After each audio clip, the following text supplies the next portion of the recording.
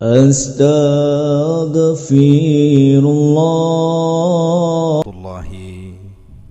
wabarakatuh. Bihamdillah wassalatu wassalamu ala rasulillah wa ala alihi wa sahbihi wa mawalah wa la hawla wa la quwata illa billahi wa ba'du. Qala Allahu azza wa jalla: Ya ayyuhalladzina amanu taqullaha haqqa tuqatih wa la tamutunna illa wa antum muslimun. Qala sallallahu alaihi wasallam: Majtama'a qaumun fi baiti min buyutillah yatluna kitaballah wa yatadarasunahu bainahum illa nazalat alaihimus sakinah wa ghasyiyatuhumur rahmah wa haffathumul malaikah wa dzakarallahu fi man indah. Amma ba'du, ma'asyiral muslimin wal muslimat, dimanapun anda berada yang mendengarkan kajian lewat media pesantren tahfidz Al-Quran dan bahasa Arab Pondok Pesantren Jabal Uhud Al-Islami Tiban Batam. Salawat dan salam demi keberkahan majlis kita senantiasa memuja dan memanjatkan kepada Rasul kita Muhammad sallallahu alaihi wa ala alihi wasallam. Pembahasan di malam hari ini kita akan membahas tentang menguak rahasia misteri perahu Nabi Nuh alaihi salatu wassalam di mana berlabuh. Apa sifat-sifat perahu ini? Berapa orang yang naik di atas perahu ini? Adakah orang-orang yang tidak naik ke perahu ini selamat? Lalu bagaimana setelah perahu ini disandarkan Allah? Kemana orang-orang ini kemudian pergi? Inilah yang kita akan bahas 1 jam ke depan. Mudah-mudahan kita bisa memetik ibrah dan pelajaran dalam kisah misteri berlabuhnya kapal Nabi Nuh alaihi salatu wassalam. Ma'asyiral muslimin yang dimuliakan Allah subhanahu wa ta'ala, kisah tentang rahasia di balik Safinatun Nuh bukan hanya dibicarakan orang-orang Islam saja, tapi juga dibicarakan oleh umat-umat sebelum Islam. Dicatat dalam kitab-kitab seperti Taurat, Injil dan yang lainnya. Saya contohkan saja versi Taurat yang disebutkan dalam kitab Safarut Takwin: Nihayatu kulli basharin qad atat amami. Nuh berkata, akhir setiap manusia sudah datang di hadapanku. Li'annal arda imtala'at zulman minhum, karena bumi telah dipenuhi dengan kezaliman yang menyebar. Faha ana, Allah subhanahu wa ta'ala, afwan, ini perkataan Allah subhanahu wa ta'ala kepada Nuh, bukan perkataan Nuh. Saya ulang, nihayatu kulli basharin qad atat amami.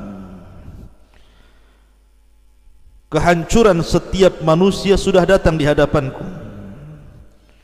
Li'annal arda imtala'at dulman minhum, karena bumi sudah dipenuhi dengan kezaliman yang menyebar. Faha ana muhlikuhum ma'al ardi, maka saya akan hancurkan mereka bersama bumi. Isna li nafsika falkan min khasabin jufrin, wahai Nuh, buatlah untuk dirimu sebuah perahu dari kayu. taj'alul fulka masakina, yang kau bisa jadikan perahu itu tempat tinggal, wa tatlihi min dakhilin wa min kharijin bil qar, kemudian benahi kapalmu, kamu oles dengan minyak-minyak supaya tidak bocor maksudnya. Wa hakadha tasna'uhu, begitulah engkau harus membuatnya. Kemudian disebutkan meterannya, salasa mi'ati dira'in yakunu tulu al-fulki, di mana 300 hasta panjangnya kapal itu. Wa khamsina dira'an arduhu, dan 50 hasta bentangannya atau lebarnya. Wa salasina dira'an irtifa'uhu, dan 30 hasta tingginya. Jadi panjangnya 300 hasta, kemudian lebarnya 50 hasta, kemudian tingginya 30 hasta.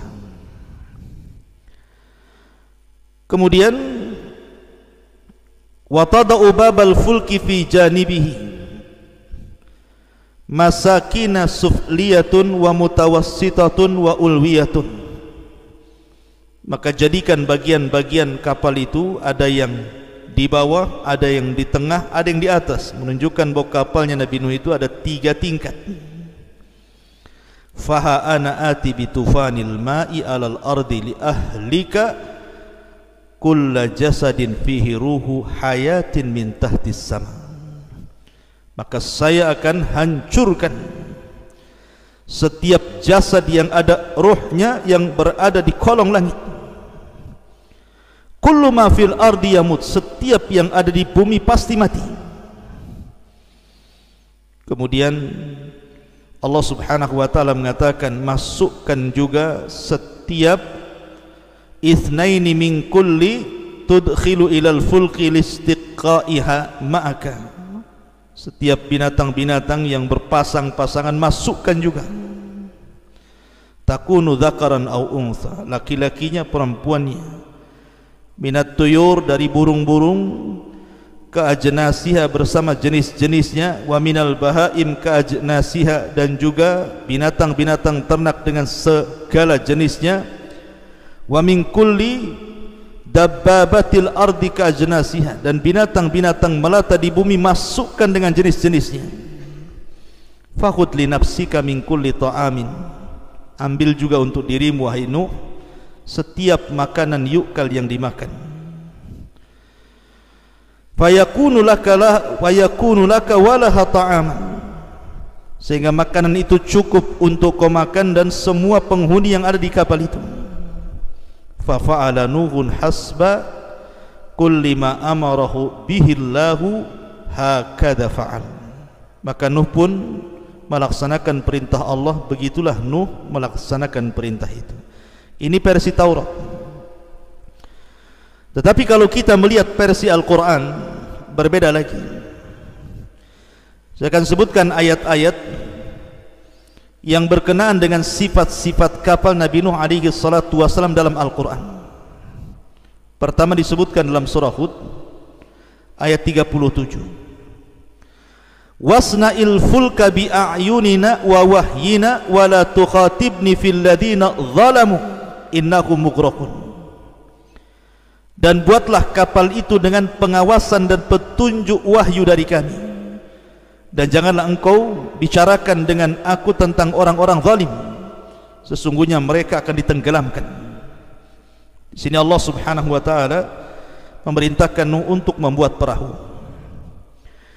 Kemudian disebutkan dalam surah Al-Mu'minun ayat 27 juga, fa auhayna ilaihi anisna'il fulka bi a'yunina wa wahyina fa idza jaa amruna wa farat tanur fasluk fiha min kulli zawjayn ithnaini wa ahlaka illa man sabaqa alaihi alqawlu minhum wa la tukhatibni fil ladina zalamu innahum mughraqun. Lalu kami wahyukan kepadanya, buatlah kapal di bawah pengawasan dan petunjuk kami, maka apabila perintah kami datang dan tanur dapur telah memancarkan air, maka masukkanlah ke dalam kapal itu sepasang-sepasang dari setiap jenis, juga keluargamu, kecuali orang-orang yang lebih dulu ditetapkan akan disiksa di antara mereka, dan janganlah engkau bicarakan denganku tentang nasib orang-orang zalim, sungguh mereka akan ditenggelamkan. Di sini Allah sifatkan bahwa Allah Subhanahu wa taala merintahkan untuk membuat perahu dan memasukkan binatang-binatang yang berpasang-pasangan ke dalamnya. Kemudian juga Allah Subhanahu wa taala katakan, fa anjaynahu wa man ma'ahu fil fulkil mashhun. Kemudian kami menyelamatkan Nuh dan orang-orang yang bersamanya di dalam kapal yang penuh muatan itu. Ya, karena di situ ada binatang, ada manusia, ada makanan dan begitu seterusnya. Kemudian juga Allah Subhanahu wa taala katakan masih dalam surah Hud ayat ke-38-nya, wa yasna'ul fulka wa kullama marra alaihi mala'u min qaumihi sakhiru minhu qala in tasharu minna fa inna nasharu minkum kama tasharun. Dan mulailah Nuh membuat kapal. Setiap kali pemimpin kaum berjalan melewatinya, mereka mengejeknya, seolah-olah, "Hei Nuh, dulu kau seorang nabi, kenapa pula jadi tukang kayu?" Maka Nuh berkata, "Jika kamu mengejek kami, maka kami pun akan mengejek kamu sebagaimana kamu mengejek kami." Ya, sebelum dibuatnya dan sedang dibuatnya kapal, mereka mengejek. Setelah Nuh berada di atas perahu dan Allah selamatkan, maka al-jaza'u min jinsil amal, balasan itu disesuaikan dengan amalannya. Kemudian juga disebutkan dalam surah Al-Haqqah ayat 11-12, Allah mengatakan, an inna lamma tagal ma'u hamalnakum fil jariyah linaj'alaha lakum tadhkiratan wa ta'iyaha udunun wa'iyah. Sesungguhnya ketika air naik sampai ke gunung, kami membawa nenek moyang kamu ke dalam kapal, agar kami jadikan peristiwa itu sebagai peringatan bagi kamu dan agar diperhatikan oleh telinga yang mau mendengarkan. Kemudian juga sifat perahu Nabi Nuh juga disebutkan dalam ayat dalam surah Al-Ankabut ayat 15, fa anjaynahu wa ashabas safinati wa ja'alnaha ayatan lil alamin. Maka kami selamatkan Nuh dan orang-orang yang berada di kapal itu, dan kami jadikan peristiwa itu sebagai pelajaran bagi semua manusia. Dan juga Allah Subhanahu wa taala katakan, wa hamalnahu ala dhati alwahin wa dusur tajri bi a'yunina jazaan liman kana kufir wa laqad taraknaha ayatan fahal min mudzakir. Dalam surah Al-Qamar juga Allah katakan ayat 14-15, dan kami angkut Nuh ke atas kapal yang terbuat dari papan dan pasak. Artinya perahu Nuh itu bukan dari besi tetapi dari kayu, yang berlayar dengan pemeliharaan kami sebagai balasan bagi orang-orang yang telah ingkar diingkari kaumnya. Dan sungguh kapal itu telah kami jadikan sebagai tanda pelajaran, maka adakah orang-orang yang mengambil pelajaran itu? Ma'asyiral muslimin yang dimuliakan Allah Subhanahu wa taala, dari sini datanglah beberapa sifat kapal berdasarkan nas Al-Qur'an. Pertama, di sini Allah Subhanahu wa taala katakan annaha dzatu alwahin wa dusur. Jadi kapal Nabi Nuh itu terbuat dari papan dan pasak. Jadi pakunya itu pasak, kemudian badan kapalnya itu kayu-kayu yang sudah diserut. Begitulah berdasarkan nas Al-Quran. Kemudian juga di antara sifatnya annaha dzatu masalik au masakin au ghuraf hasba ma warada fi suratil mu'minin. Jadi kapal itu bisa dijadikan tempat tinggal, saking besarnya kapal itu. Dan juga ada kamar-kamarnya. Jadi ada kamar-kamar untuk manusia, ada kamar untuk binatang, ada kamar untuk burung, semua disediakan. Berdasarkan surah Al-Mu'minun, fasluk fiha min kulli zawjaini itsnaini wa ahlaka illa man sabaqa alaihi alqaulu minhum. Maka masukkanlah setiap binatang-binatang yang berpasang-pasangan dan juga keluargamu, kecuali orang yang sudah ditetapkan mereka akan dibinasakan. Kemudian juga yang ketiga, dan ingat bahwa kapal Nabi Nuh ini mukjizat. Ingat, ini bukan kapal biasa, ini mukjizat, mukjizat seorang nabi. Bayangkan banjir itu dijelaskan sampai menutupi gunung-gunung tertinggi di dunia, dengan dihempas dengan tupan, dengan gelombang yang sangat besar, tapi tidak menggulingkan perahu Nuh. Kalau bukan mukjizat apa namanya?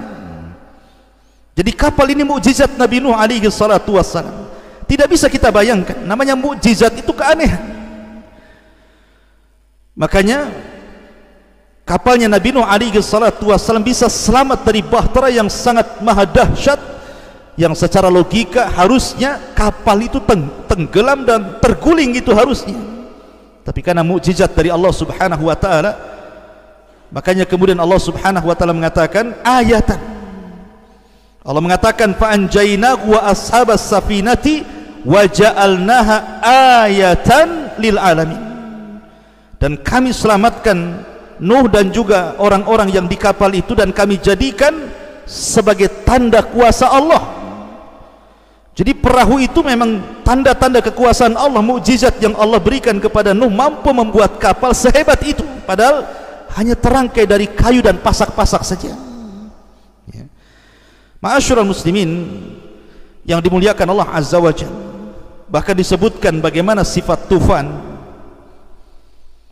Allah katakan dalam surah Al-Qamar, fafatahna abwabas sama bima'in munhamir wa fajjarnal arda uyunan faltaqal ma ala amrin qad qudir. Kami buka pintu-pintu langit, kemudian kami hujani sederas-derasnya. Bukan hanya itu, wa fajjarnal arda, kami bukakan semua sumber-sumber yang ada di bumi, kemudian dimuncratkan ke atas permukaan. Kemudian ditemukan air langit dan bumi, dan Allah perintahkan angin tufan untuk membawa air itu, bah tsunami besar, menggiring semua umat Nabi Nuh, ditenggelamkan. Sampai Kan'an berusaha naik ke atas bukit pun tidak bisa diselamatkan. Dan Allah juga mengatakan dalam surah Al-Haqqah, inna lama taghal ma hamalnakum fil jariyah linaj'alaha tadhkiratan wa ta'iyaha udhunun wa'iyah.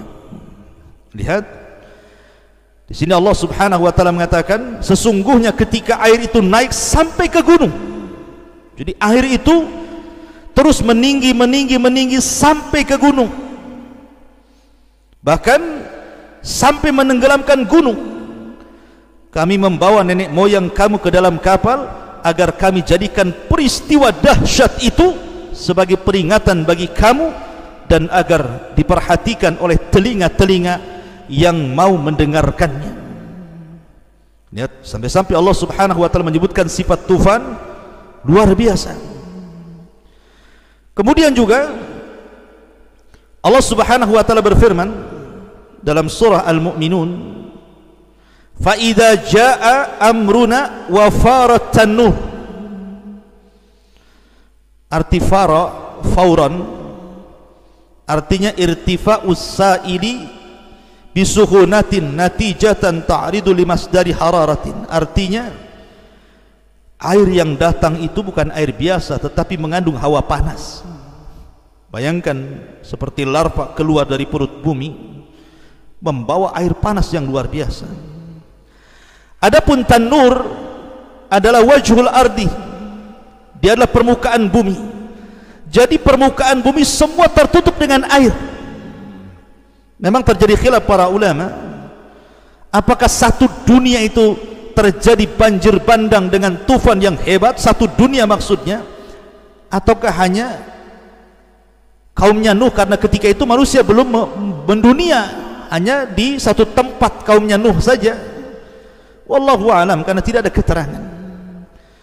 Yang jelas bahwa Allah Subhanahu wa taala menyebutkan dalam surah Hud ayat 42, wa hiya tajri bihim fi maujin kal jibal, bahwa air itu menjadi gelombang-gelombang besar layaknya gunung-gunung yang sedang menghempas-hempas. Begitu dahsyatnya Allah Subhanahu wa taala menjelaskan tufan yang menimpa kaum. Coba bagaimana bisa selamat dengan banjir sebesar ini? Ma'asyiral muslimin yang dimuliakan Allah Subhanahu wa taala, ketika Nuh alaihi salatu wassalam naik ke atas perahu, memang secara jumlah berapa orang sebenarnya yang naik di atas perahu itu? Kalau kita mengacu kepada Taurat ataupun perjanjian lama, kita Israiliyat, bahwa orang-orang yang ada di perahu itu jumlahnya sekitar, ada yang mengatakan 40 dan ada yang mengatakan 80 orang. Paling banyaklah 80 orang. Kenapa? Karena Nabi Nuh alaihi salatu wassalam itu memang diuji. Dia setiap berdakwah itu tidak dapat pengikut kecuali setelah melewati 20 tahun sekali. Jadi 20 tahun sekali baru dapat satu pengikut. Nanti 20 tahun lagi berdakwah, satu pengikut lagi. Dan Nuh itu berdasarkan nas Al-Quran, usia dakwahnya itu alfasanatin illa khamsina ama, 1000 tahun dikurangi 50, artinya 950 tahun Nuh itu berdakwah. Tapi Allah uji dengan tidak banyak pengikut, sehingga ada yang mengatakan 40, ada yang mengatakan 80, ada yang mengatakan 70. Wallahu alam. Ini berdasarkan dari kisah-kisah Israiliyat, karena Al-Quran tidak menjelaskan berapa jumlahnya.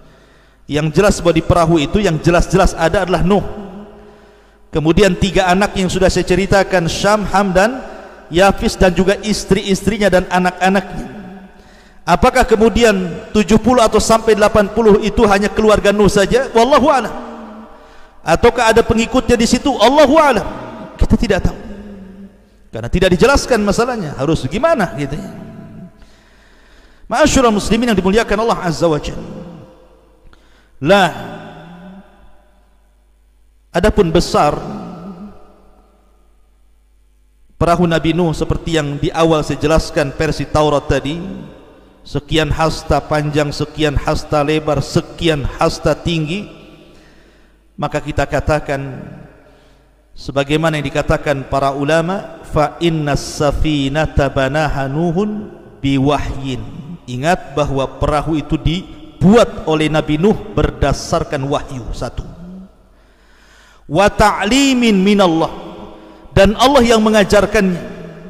Wala na'rifu hajmaha wala syaklaha wala tasmimaha wa hiya mu'jizatun wa ayatun li ahlil ardi.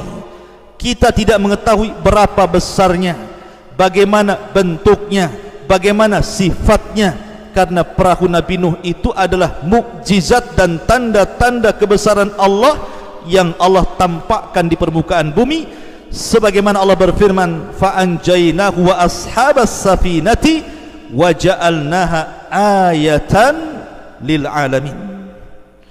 Dan kami selamatkan Nuh dan juga orang-orang yang ada di kapal itu, dan kami jadikan sebagai mukjizat, tanda-tanda kebesaran Allah di alam semesta ini.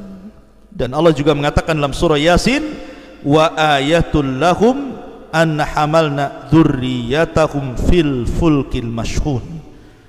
Dan itu semua tanda kebesaran Allah bagi mereka. Kami bawa Nuh dan anak cucunya dalam perahu yang penuh dengan muatan. Ma'asyiral muslimin yang dimuliakan Allah Subhanahu wa taala, maka tidak boleh kita mengkias, oh perahu Nabi Nuh itu seperti kapal kelud umpamanya kalau di negeri kita ya, oh seperti kapal pesiar. Tidak bisa, karena tidak dijelaskan bentuknya seperti apa, kotakkah dia, segitigakah dia, seperti kepompongkah dia, kita tidak tahu. Maka kita hanya mengacu kepada zahir nas Al-Quran dan hadis Nabi SAW, bahwa kapal itu merupakan perintah dari Allah, merupakan wahyu, dan Allah yang mengajarkan bagaimana cara membuatnya.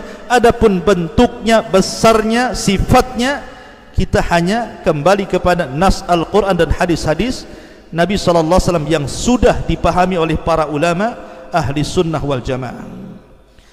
Ma'asyiral muslimin yang dimuliakan Allah Azza wa Jalla, disebutkan dalam tafsir Ar-Razi,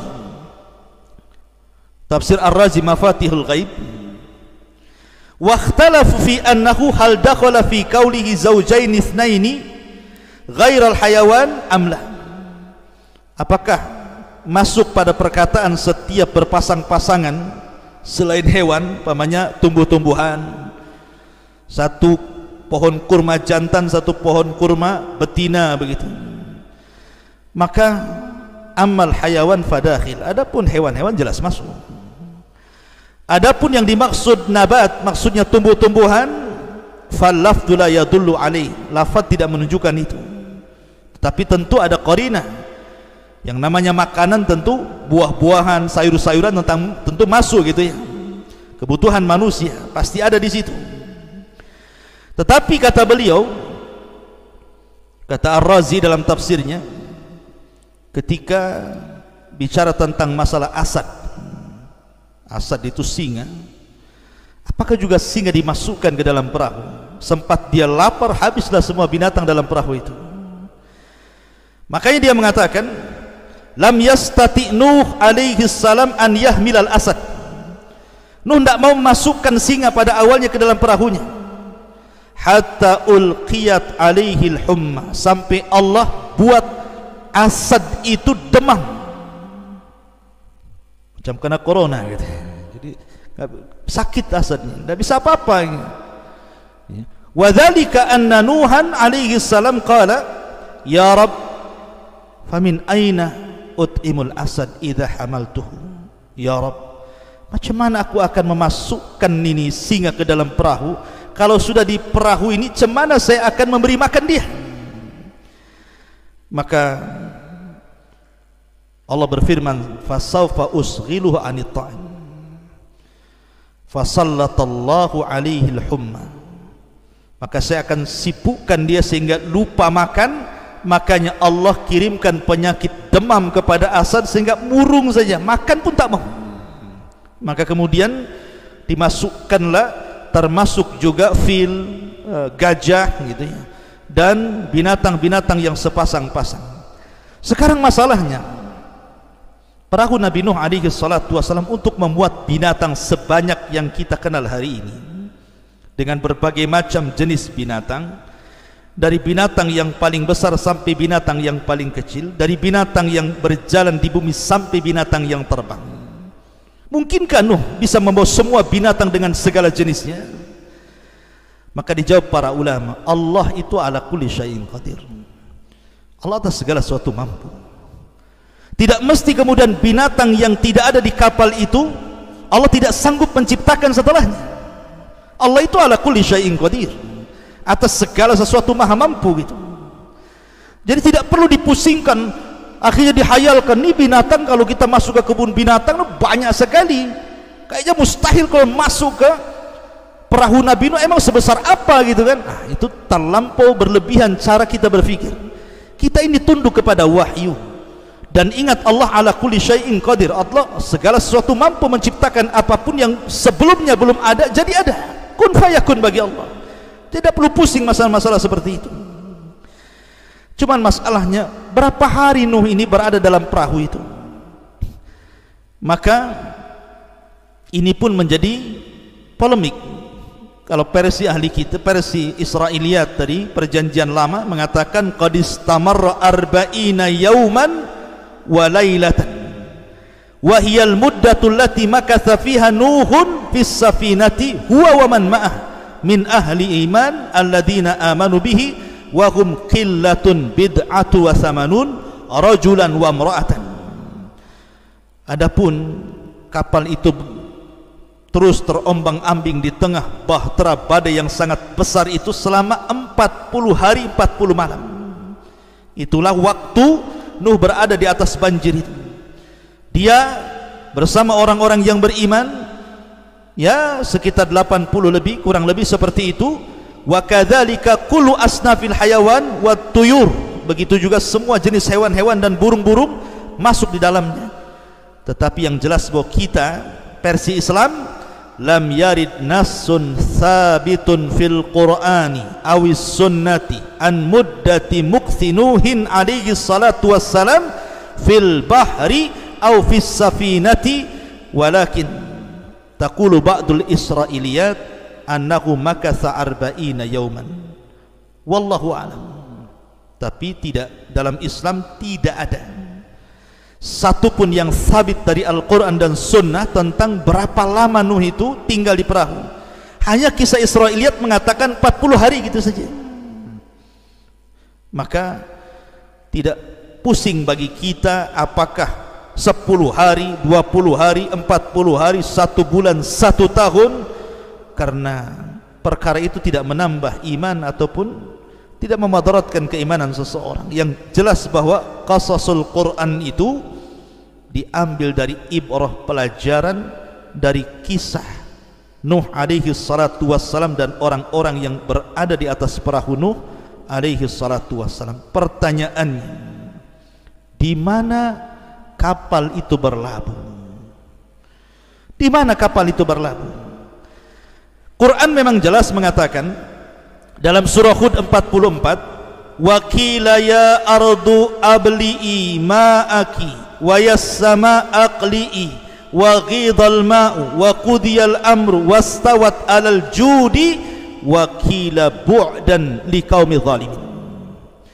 Wahai bumi, telanlah airmu, wahai langit, berhentilah hujanmu, dan air pun disurutkan dan perintah pun diselesaikan, dan kapal pun berlabuh di sebuah gunung yang disebut dengan Judi, dan dikatakan binasalah orang-orang yang zalim itu. Quran hanya menyebutkan kalimat Jabal Judi, Bukit Judi. Ingat ada 3 bukit yang sangat dimuliakan dalam sejarah kan gitu. Ada namanya Bukit Judi, tempat berlabuhnya kapal Nuh. Ada namanya Bukit Saina, tempat Taurat turun kepada Nabi Musa alaihi salatu wassalam. Ada namanya Bukit Hira, di mana Rasul berada di gua Hira, wahyu turun di situ. Inilah bukit-bukit mulia. Lah salah satunya Bukit Judi. Pertanyaannya, di mana Bukit Judi ini? Terjadi silang pendapat yang cukup tajam di kalangan ulama. Ada yang mengatakan Bukit Judi itu di Mekah, di Mekah Al-Mukarramah. Karena ada yang mengatakan bahwa ketika Nuh alaihi salatu wassalam berada di atas perahu itu, maka Allah subhanahu wa ta'ala arahkan perahunya itu mengarah ke Mekah. Kemudian setelah berada di atas Baitullah Al-Haram selama 40 hari, kemudian diarahkan ke Bukit Judi. Kemudian disitulah kapal Nabi Nuh dilabuhkan. Ketika Nabiullah Ibrahim alaihi salatu wassalam membangun Ka'bah, maka Ibrahim kan memerintahkan Ismail untuk membawa batu-batu. Maka diambillah 4 batu. Pertama batu Hira, kedua batu dari Sabir, kemudian batu dari Tur, kemudian batu dari Judi. Artinya masih negeri Arab, karena Ibrahim itu berada di Mekah, negeri Arab. Ini pendapat yang pertama, bahwa Bukit Judi itu berada di Mekah Al-Mukarramah. Pendapat yang kedua, bahwa Bukit Judi itu ada di Musil, di daerah Musil, daerah Irak sana. Nah, disitulah kemudian bukit itu berada tempat berlabuhnya kapal Nabi Nuh alaihi salatu wassalam. Ada juga yang mengatakan bahwa bukit itu dekat dengan Kufah. Ada juga yang mengatakan dekat dengan Najab al-Ashraf.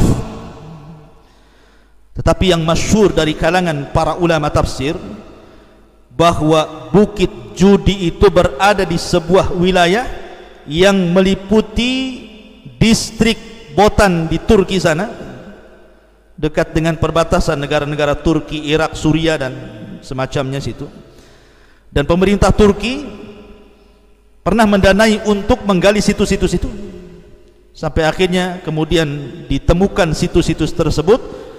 Rupanya kemudian ada tonjolan di atas bukit itu, di mana persis menyerupai kapal. Panjangnya 170 meter, lebarnya 45 meter, hampir persis dengan ukuran panjangnya 300 hasta dan lebarnya 50 hasta yang diperintahkan Nuh dalam kisah Israiliyat tadi. Bahkan ada yang mengatakan, para ilmuwan Amerika, Timur Tengah dan banyak sekali, banyak yang kemudian mempelajari tentang batu-batu besar, situs-situs itu dipelajari oleh mereka, sampai-sampai ada yang mengatakan bahwa itu usianya sampai 100 tahun lebih. Wallahu alam, ini saya hanya baca saja, tapi yang jelas bahwa itu yang masyhur bahwa Bukit Judi itu ya di daerah yang berada di wilayah mendekati Turki sana, dekat perbatasan Turki, Irak dan Suriah. Tetapi yang jelas bahwa kita tidak bisa menjazam, oh di sini, oh di situ, tidak bisa, karena Allah dan Rasulnya tidak menjelaskan di mana bukitnya. Bukit Judi, Bukit Judi, selesai. Ya bisa tidak di daerah-daerah yang disebutkan tadi, karena perkara ini ghumud, masih samar gitu kan. Dan bagi kita kaum muslimin, sekali lagi, ketika mempelajari qasasul anbiya, kisah-kisah para nabi, maka kita ambil ibrah dan pelajaran dari bagaimana dakwah dia, bagaimana kesabarannya, bagaimana istiqomahnya, bagaimana cara dakwahnya, dan begitu seterusnya. Itulah yang paling bermanfaat bagi kita ketika membaca kisah-kisah para nabi, bagaimana akhir orang-orang yang durhaka kepada Allah dan Rasulnya, dan begitu seterusnya. Dan pelajaran para nabi dalam Al-Quran itu banyak sekali. Fa'tabiru ya ulil absar. Subhanakallah bihamdika, ashhadu an la ilaha illa anta, astaghfiruka wa atubu ilaik. Allahu ta'ala alam. Assalamualaikum warahmatullahi wabarakatuh.